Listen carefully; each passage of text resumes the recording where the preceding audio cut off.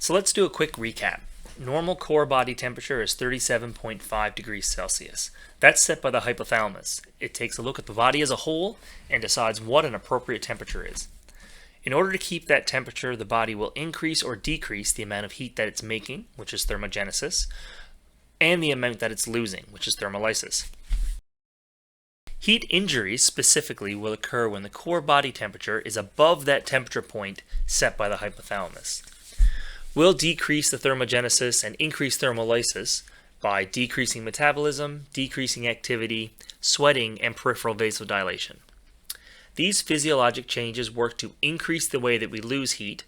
That's through radiation, evaporation, conduction, and convection. The first heat illness that we'll talk about is heat exhaustion.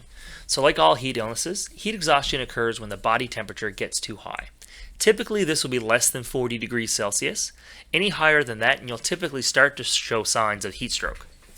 Heat exhaustion is different from heat stroke in that the body still has the ability to thermoregulate and the CNS system isn't impaired.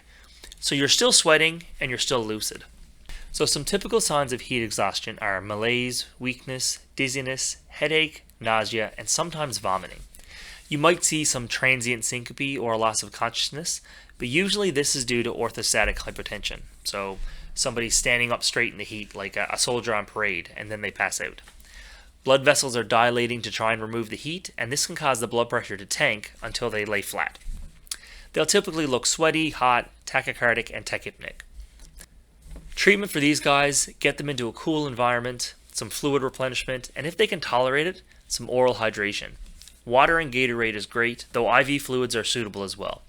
The patient may require some antiemetics and some time to rest.